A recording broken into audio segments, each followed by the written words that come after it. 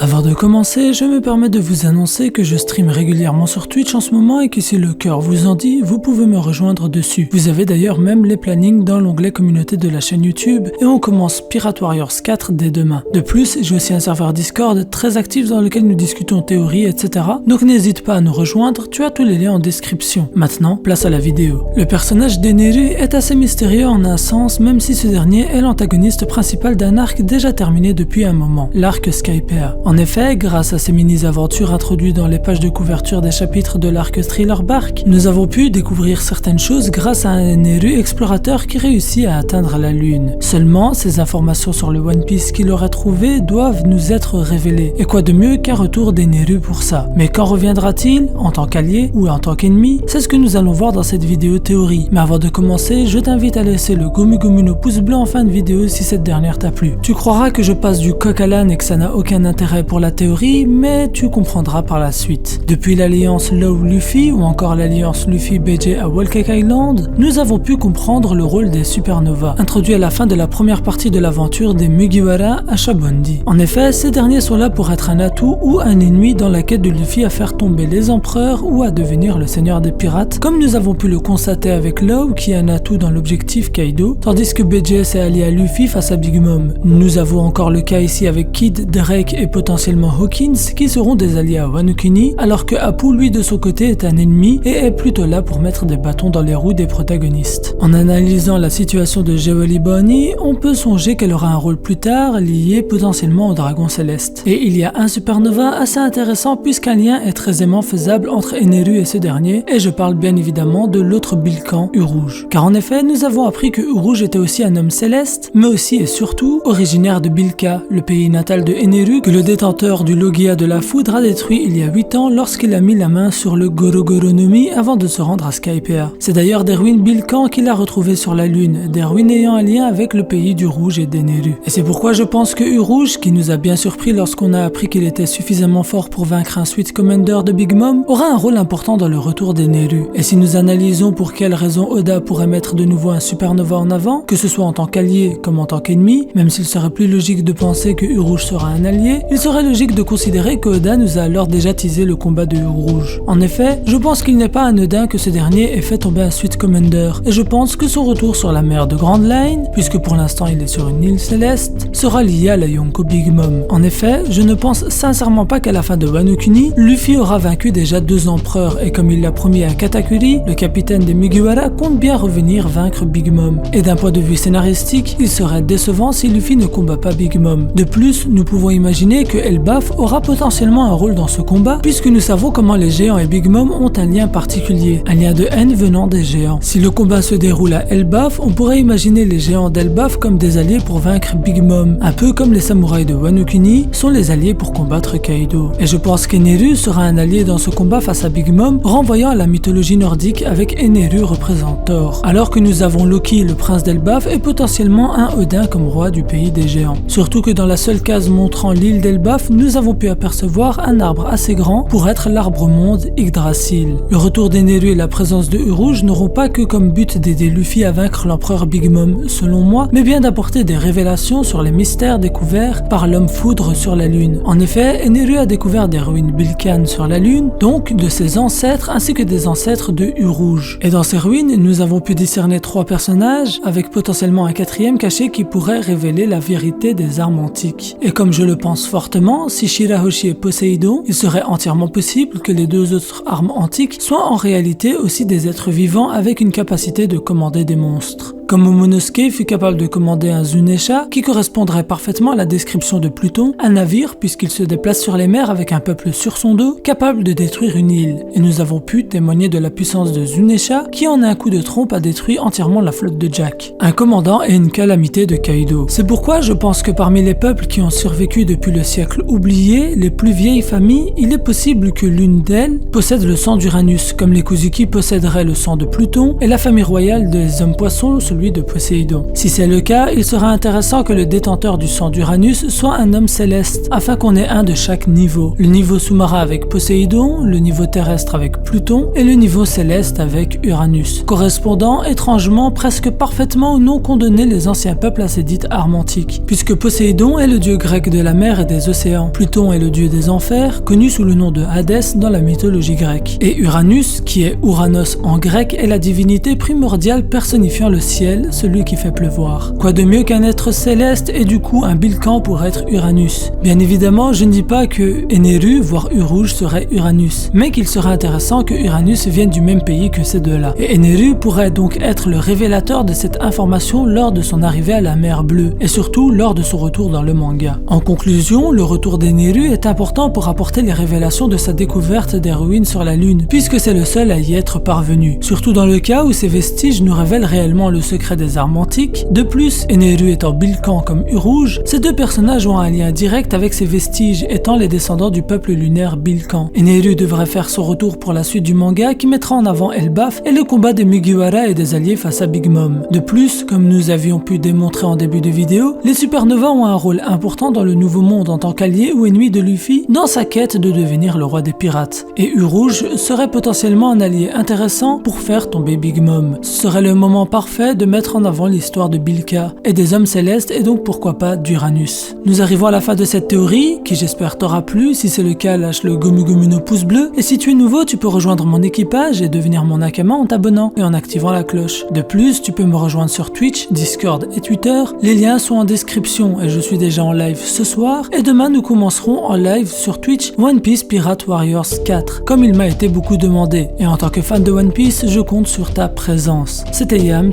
El Psy Konguru.